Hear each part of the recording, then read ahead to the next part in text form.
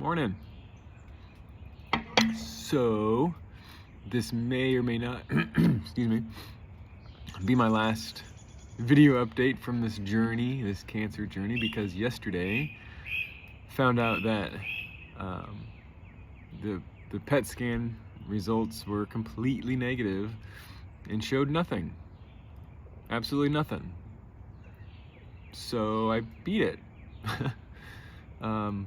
It's gone. Poof. Yeah, that's amazing, and I don't know. Hey, Rue.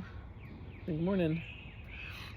I honestly do know how I feel. It's kind of a mixture. It's kind of a like I don't know. I don't know what I was expecting. Part of me feels like I should be like exuberant, like woohoo, and celebrate. And that's definitely what people around me are feeling. But I'm not. I'm just kind of like, cool, done, moving on. Yeah, and I've felt this before.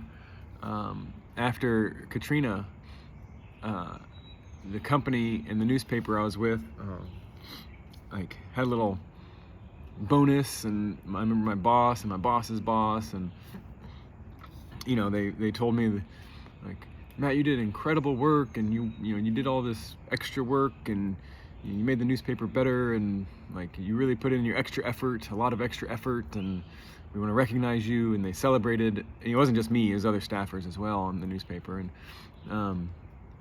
but I specifically remember my boss and I sitting in his office one-on-one, and he thanked me for my extraordinary work that he said, and the extra efforts and all that. And I was like, I just did what I had to do. And that was document Katrina. And there wasn't I just did it because that's what photojournalists do when there's a disaster, is like you switch on a different gear and you go to work, and you cover the story the best you can, or however you can, or with whatever you can. And graceful, Rue. But yeah, and so that's kind of how I feel now, of like, I don't, if I'm being honest, I don't feel like I should celebrate, because I did what I had to do, and that's what you're supposed to do when disaster hits. Whether it's picking up my camera and photographing New Orleans evacuees, or putting on shoes and walking a mile every day to beat cancer. I did what I had to do. And so I honestly don't feel like I've done anything extraordinary. I don't feel like I've done any extra effort. Just did what I was supposed to do. Am I proud? Yeah. Like, am I glad to be moving on past cancer soon? And yes, I'm absolutely thrilled, but not exuberant. Excuse me, I'm not, yeah, I'm not popping confetti, and I don't know. So, I was asked, Jade asked me yesterday if it had sunk in yet, and no, I don't know what sinking in is going to be. I don't know if or when or why or what. I do know 3 or 4 times since, and it's been about 12 hours, I guess, since I found out. It was yesterday afternoon, or yesterday morning. Yeah, about 24 hours, let's say that. Like, I've gotten emotional a few times, just teared up, and felt, I don't know if it's sad, but just kind of like, when I've been doing yoga, at the end of every yoga session, they do, and I'm going to say this wrong, Shavasana, I think it's called. And you just kind of lay there and end your practice, or that practice, and you feel whatever it is your body's feeling at that time, and whether it's your heartbeat or just your back on the ground, or whatever it is you're feeling, you just lay there.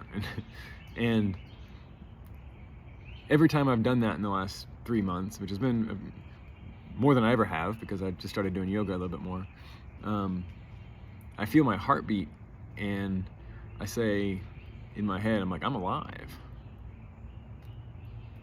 I'm alive. And I get all teary-eyed and emotional during that time too.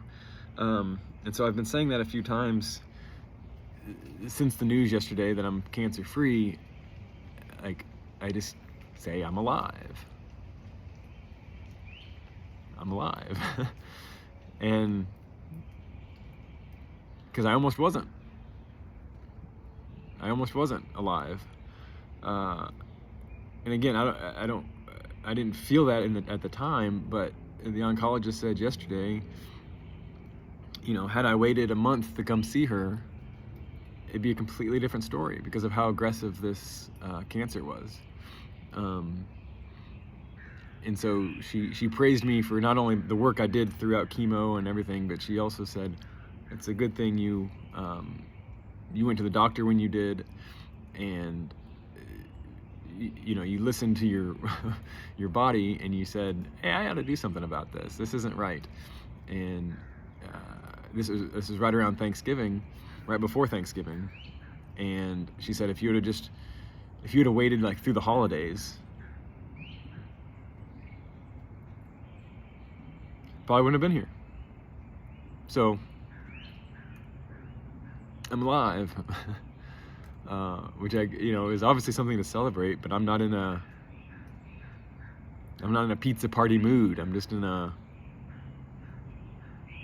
I don't know what to call it. But I can tell you, I'm ready to move on and close this chapter.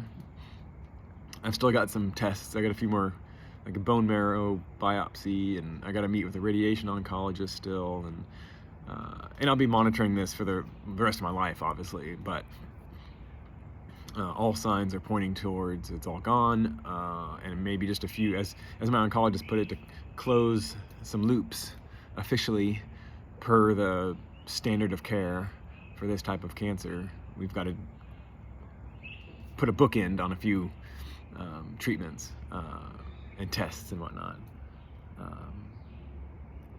But yeah, so I've got a little bit left to do, but that's tiddlywinks compared to chemo.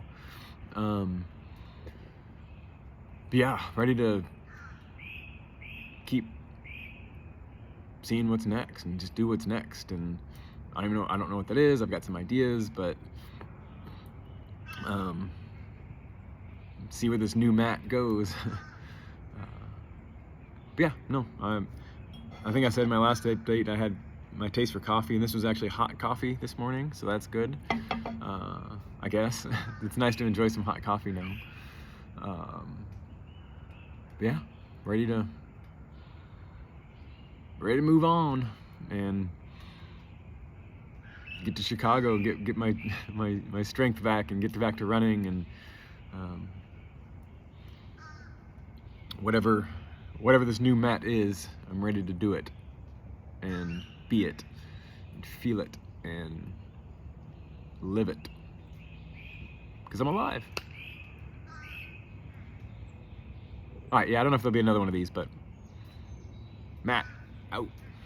That's stupid. See you later.